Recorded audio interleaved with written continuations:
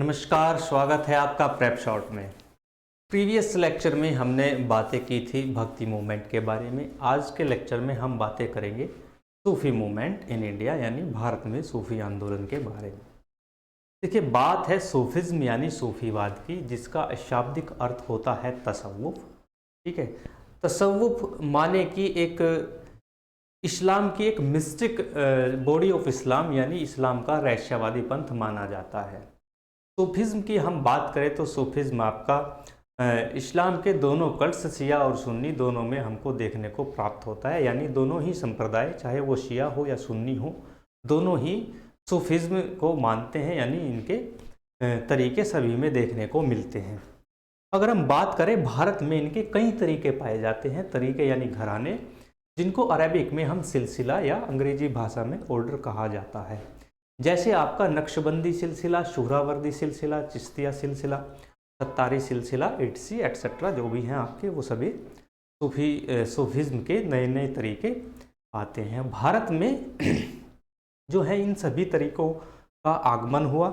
लगभग ऐसा माना जाता है कि जो सूफिज्म है, सूफिज्म का जो देखने को मिलता है इराक का बसरा शहर में लगभग 1000 वर्ष पहले जन्मा माना जाता है। भारत में जो सूफिज्म का आगमन है या अराइवल ऑफ सूफिज्म है वो लगभग 12वीं से 13वीं शताब्दी माना जाता है। माना जाता है कि मोइनुद्दीन चिश्ती जो मोहम्मद गोरी के साथ भारत आए थे, उन्होंने भारत में सूफी परंपरा की नींव डाली और जमकर प्रचार प्रसार किया। ठीक है, तो अगर हम बात करें सूफिज्म में कि भारत में जो सिलसिले हैं यानी ऑर्डर वाइज एक एक सिलसिले को हम समझ लेते हैं। सूफी मूवमेंट में सबसे पहले हम बात करते हैं जो ऑर्डर है आपका, वो आता है चिश्ती ऑर्डर्स। तो सबसे पहले बात करते हैं हम चिश्ती ऑर्डर यानी चिश्ती सिलसिला। तो फर्स्ट आता है आपका चिश्ती ऑर्डर या चिश्ती सिलसिला। ठीक है,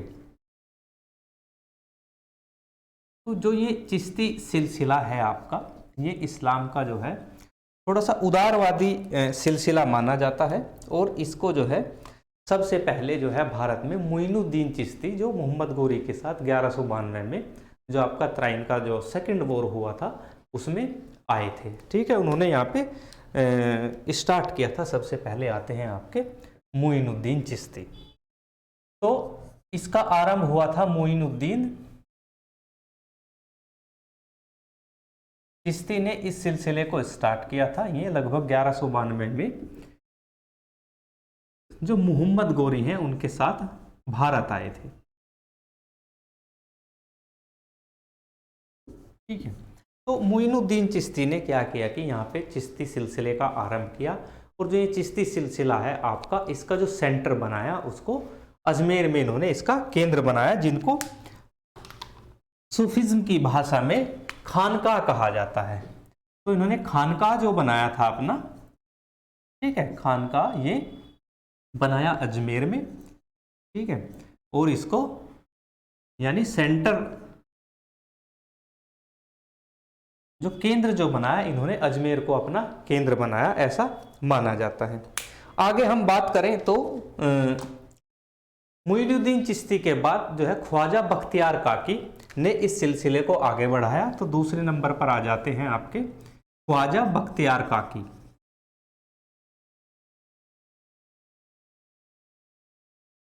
बख्तियार काकी ने इस सिलसिले को आगे बढ़ाया।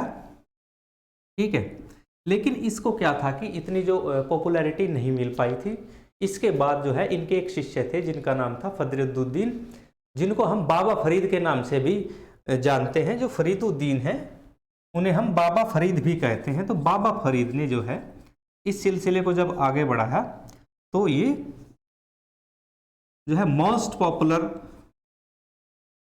ऑर्डर बन गया भारत में। ठीक है, most popular order in India, यानी भारत में सबसे ज़्यादा प्रसिद्धि अगर किसी को मिली है तो चिश्ती ऑर्डर को मिली है, तो बाबा फरीद के आने से जब इन्होंने इसका जो है प्रचार प्रसार ढंग से किया तो इसको काफ़ी प्रसिद्धि मिली। अधिकांश लोगों ने जो है सूफी मत को फॉलो किया। आगे अगर हम बात करते हैं तो आगे आते हैं आपके जो बाबा फरीद हैं। बाबा फरीद के जो शिष्य माने जाते हैं वो माने जाते हैं निजामुद्दीन औलिया। ये यहाँ पे ध्यान देना है, ये इंपॉर्टेंट है, निजामुद्दीन औलिया। ठीक है, जो निजामुद्दीन औलिया है इनको हम हजरत निजामुद्दीन भी कहते हैं, ये भी ध्यान रखना है, हजरत निजामुद्दीन। ओके, तो हजरत निजामुद्दीन ने इस सिलसिले को फिर आगे बढ़ाया। जो ये हजरत निजामुद्दीन है, इसके बाद फिर ये धीरे धीरे जो है सूफी सिलसिले में जो चिश्ती सिलसिला है वो आगे बढ़ता रहा। उसके बाद आते हैं आपके शेख सलीम चिश्ती। तो नेक्स्ट कौन आएंगे? Sheikh Salim Chishti.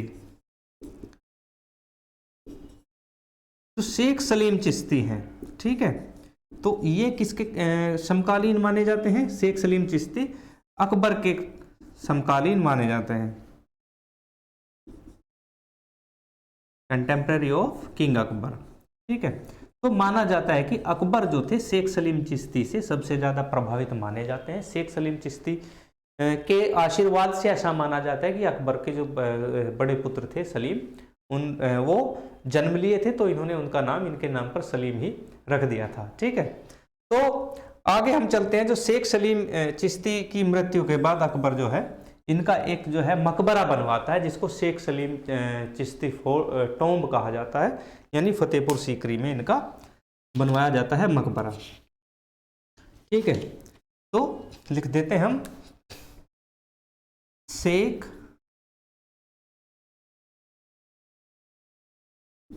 Salim Chishti fort, Chishti tomb sorry, यानी मकबरा। ये कहाँ बनाया? फतेहपुर सीकरी में। तो इनका जो मकबरा है, एग्जाम में पूछा जाता है कि शेख सलीम चिश्ती का मकबरा कहाँ है, तो आपको बताना है फतेहपुर सीकरी में है। किसने बनवाया? तो किंग अकबर ने इनका जो है मकबरा बनवाया था। तो ये आपको ध्यान देने वाली बात है। नेक्स्ट अगर हम बात करते हैं, आगे चलते हैं, ये था चिश्ती ऑर्डर। अब नेक्स्ट आता है आपका सुहरावर्दी ऑर्डर। ठीक है, इसको क्लीन करके हम बात करते हैं, सुहरावर्दी ऑर्डर पे आते हैं।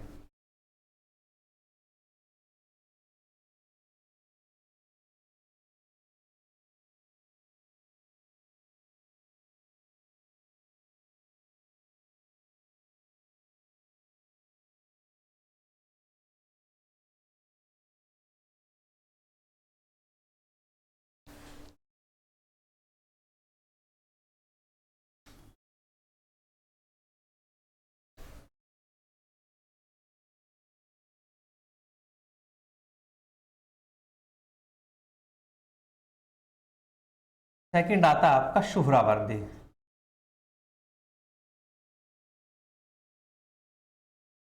सुहरावर्दी ऑर्डर या सुहरावर्दी सिलसिला।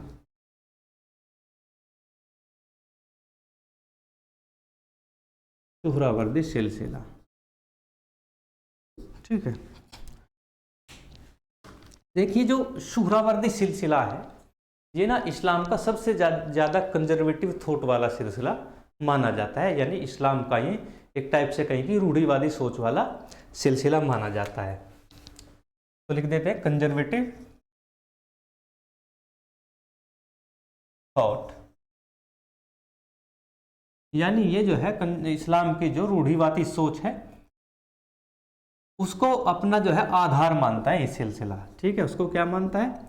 बेस मानता है।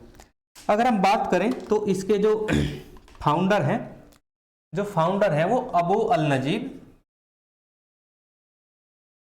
इसके फाउंडर अबू अल नजीब सुहरावर्दी माने जाते हैं।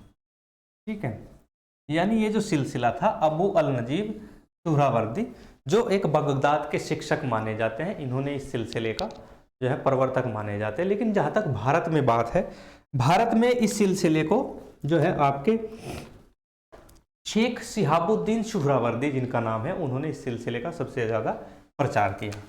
अगर हम बात इंडिया की करें तो इंडिया में शेख शिहाबुद्दीन है। ठीक है, शेख शिहाबुद्दीन सुहरावर्दी।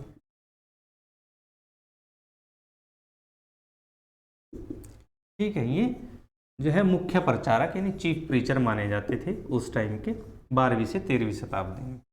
ठीक है, तो अगर पूछा जाए कि भारत में जो सुहरावर्दी सिलसिला है उसका प्रचार प्रसार किसने किया, तो वो आते हैं आपके शेख शिहाबुद्दीन सुहरावर्दी। भारत में सर्वाधिक प्रचार प्रसार इन्होंने ही किया था।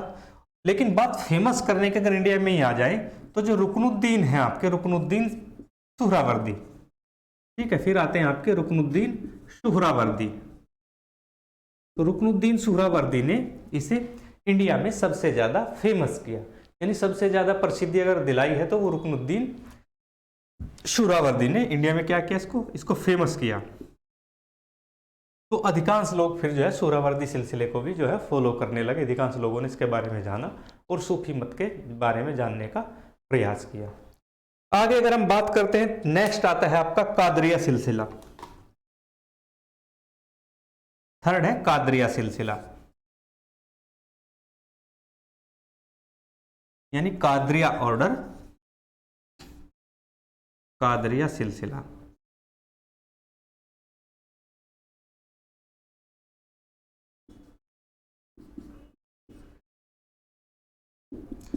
देखो कादरिया सिलसिले की अगर हम बात करें तो लगभग जो है 1077 एडी में, ठीक है, अब्दुल कादिर जिलानी नाम के एक जो है प्रीचर ने भारत में कादरिया सिलसिले की नींव रखी और भारत में कादरिया सिलसिले के बारे में लोग जानने लगे।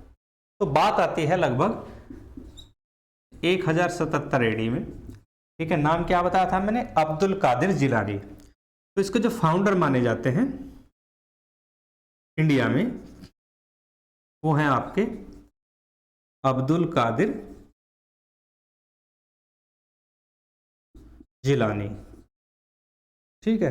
तो अब्दुल कादिर जिलानी कौन माने जाते हैं, भारत में कादरिया सिलसिले की नींव रखने वाले माने जाते हैं। लेकिन प्रसिद्धि या फेमस ये कैसे हुआ, तो फेमस करने में सबसे ज़्यादा जो योगदान है वो मियां मीर, जिनको हम बोलते हैं, या मीर मोहम्मद जिनका पूरा नाम था, भारत में प्रसिद्धि इन्होंने दिलाई।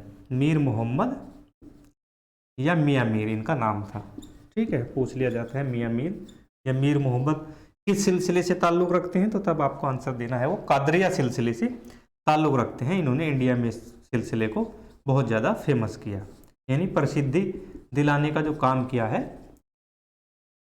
फेम इन्होंने ही दिला है, जो मियां मीर यानी मीर मोहम्मद आपके हैं। ध्यान रहे अब्दुल कादिर जिलानी फाउंडर हैं किसके, कादरिया सिलसिले के, और मीर मोहम्मद ये हैं। अब बात करें कि मीर मोहम्मद के बाद जो है किसने इस सिलसिले को आगे बढ़ाया, तो मीर मोहम्मद के बाद ये सिलसिला जो है बढ़ाया मुल्ला शाह ने। मुल्ला शाह जो थे, ठीक है, इन्होंने आगे बढ़ाया। जो आपके मुल्ला शाह हैं इन्हीं में से जो मैंने बताया था आपको, जहां आरा बेगम और सुल्तान दारा शिकोह, प्रिंस दारा शिकोह इनके फॉलोवर थे, यानी सूफीवाद को मानते थे, ठीक है। तो मैं यहां लिख देता हूं, यानी प्रिंस दारा शिकोह इनके शिष्य थे मुल्ला शाह के, प्रिंस दारा शिकोह और प्रिंसेस जहां आरा,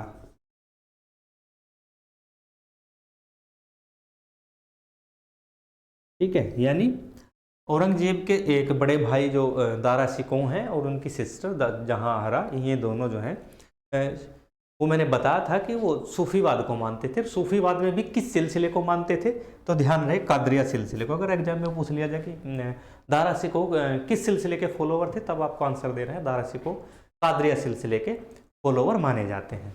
तो इन्हीं के साथ इनकी जो सिस्टर थी जहांरा, प्रिंसेस जहांरा, ठीक है, तो ये भी जो है कादरिया सिलसिले की मानी जाती है। माना जाता है कि दारा शिकोह ने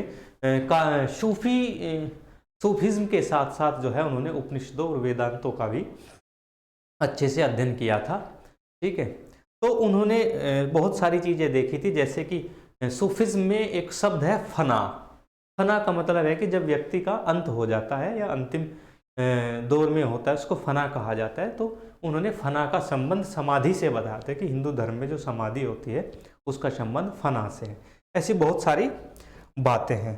तो ध्यान रहे कि मुल्ला शाह जो शिष्य थे वो आपके प्रिंस दारा शिकोह माने जाते हैं, ठीक है। वो फॉलोवर थे कादरिया सिलसिले के।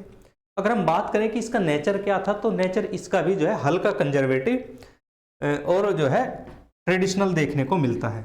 तो इसका नेचर जो है कंजर्वेटिव था, यानी थोड़ा सा रूढ़िवादी था ये भी, ठीक है। ये भी रूढ़िवादी को रूढ़िवादिता को ध्यान में रखते थे, लिबरल नहीं थे बिल्कुल भी, ठीक है, रूढ़िवादी सोच थी इनकी, थोड़े एक्सट्रीमिस्ट भी थे इस सिलसिले के लोग। आगे हम चलते हैं, आगे आता है नक्शबंदी सिलसिला। तो नेक्स्ट बात करते हैं हम नक्शबंदी सिलसिले की, ठीक है। चलो जी आगे चलते हैं, नक्शबंदी सिलसिला।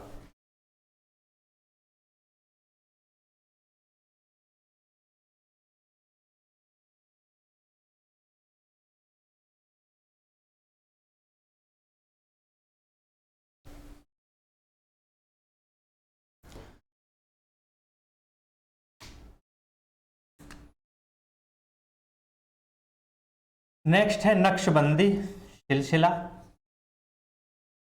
या नक्शबंदी ऑर्डर।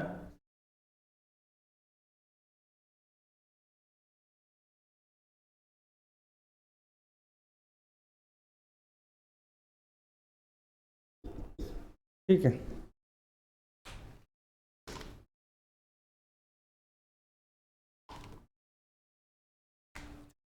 जो नक्शबंदी सिलसिला है आपका, इसके अगर हम फाउंडर की बात करें तो फाउंडर इसके बहाउद्दीन नक्शबंदी बुखारी माने जाते हैं। तो सबसे पहले बात करते हैं फाउंडर। तो फाउंडर कौन है? फाउंडर है बहाउद्दीन नक्शबंदी बुखारी।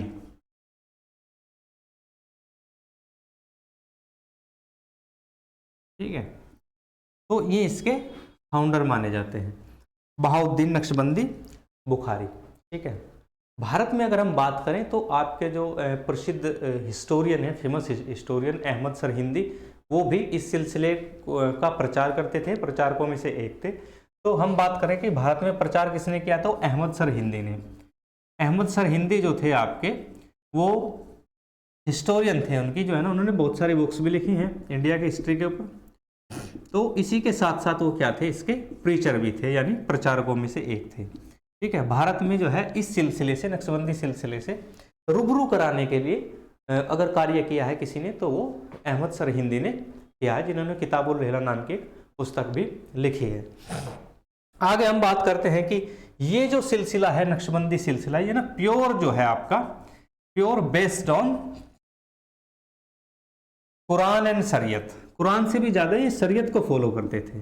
ठीक है, यानी ये बिल्कुल शरीयत पे था। तो इससे हमें पता लगता है कि इस्लाम की जो है कंजर्वेटिव जो सोच है, उसको आगे बढ़ाने का काम किया है भारत में नक्शबंदी सिलसिले ने। तो इनका जो थॉट है वो कंजर्वेटिव थॉट ऑफ इस्लाम,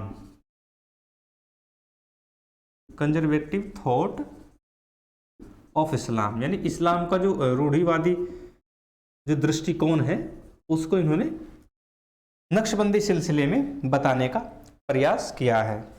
आगे अगर हम बात करते हैं नक्शबंदी सिलसिले के बाद, तो नक्शबंदी सिलसिले के बाद अगर आपका कोई ऑर्डर आता है, वो आता है सत्तारी ऑर्डर। ठीक है, नेक्स्ट क्या आता है, सत्तारी ऑर्डर। सत्तारी ऑर्डर या सत्तारी सिलसिला।